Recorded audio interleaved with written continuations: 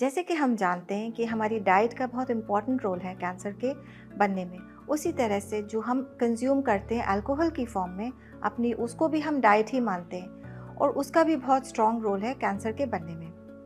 Alcohol जो है यानी कि इथेनॉल, जो उसका केमिकल कंपोनेंट है, वो एक कार्सिनोजन है।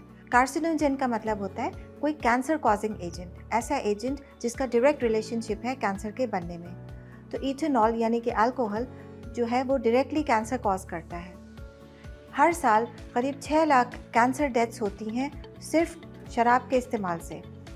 ये देखा गया है कि 75% जो कैंसर्स हैं ईसोफेगस के यानी कि फूड पाइप के, या थ्रोट के, या ओरल कैविटी के, या लैरिंग्स या लंग के, ये देखा गया है कि ये कंबाइंड यूज़ ऑफ अल्कोहल और टोबैको से होता है। यानी कि वो लोग जो अल्कोहल का इस्तेमाल भी कर रहे हैं, शराब भी पी रहे हैं और साथ में तंबाकू का इस्तेमाल भी कर रहे हैं, चाहे वो स्मोक कर रहे हो, चाहे हुक्का यूज़ कर रहे हो, लेकिन तंबाकू किसी न किसी फॉर्म में जा रही है। तो होता क्या है कि इन दोनों का इफ़ेक्ट, अल्कोहल और टोबैको का कंबाइंड इफ़ेक्ट से जो इफ़ेक्ट आता है वो मल्टीप्लिकेटिव होता है, which means it is synergistic. इसका मतलब ये हुआ कि जो इफ़ेक्ट है वो 1 + 1 2 नहीं है, बल्कि 1 + 1 11 है, या फिर 111 भी हो सकता है। मतलब मैनी फोल्ड्स जो है वो रिस्क बढ़ जाती है। अब आपने एक चीज़ और अगर गौर करी हो, तो अल्कोहल का रिस्क जो है वो जब हम जहाँ से पीते हैं वहाँ से हमारा रिस्क शुरू हो जाता है। तो अगर आप नोटिस करें तो जो ज़्यादातर कैंसर्स होते हैं वो ओरल कैविटी के हैं, ईसोफेगस के हैं, फेरिक्स के, जहाँ जहाँ से अल्कोहल पास हो रहा है। तो वो डैमेजिंग इफ़ेक्ट जो है वो उसके पास होने में ही शुरू हो जाता है। अपनी क्लिनिकल प्रैक्टिस में हमने बहुत कॉमनली देखा है कि जो कैंसर्स बहुत एग्रेसिव नेचर के होते हैं, अक्सर वो लोग वही होते हैं जो स्मोकिंग और ड्रिंकिंग साथ में कर रहे होते हैं। तो इस बात का ख्याल रखें कि स्मोकिंग और ड्रिंकिंग दोनों एक साथ नहीं करें, क्योंकि फिर ये जो है ऑलमोस्ट सुसाइडल है। अब ये क्वेश्चन आता है कि अल्कोहल डैमेज करती कैसे है? क्या होता है उसका इफ़ेक्ट जब हम पीते हैं उसको?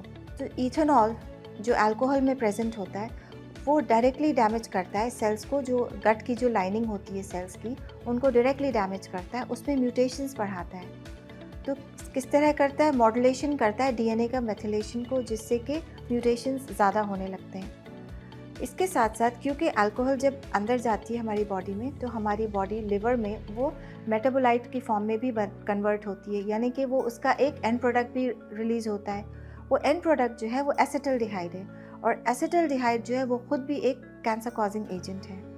अगर आप गूगल करेंगे तो एसिटल्डिहाइड और इथेनॉल दोनों कार्सिनोजेंस माने जाते हैं। तो एसिटल्डिहाइड भी अपनी तरफ से डैमेज करता है, और वो किस तरह डैमेज करता है? वो डीएनए एडक्ट्स बनाता है, जो कि म्यूटेशन की पावर रखते हैं।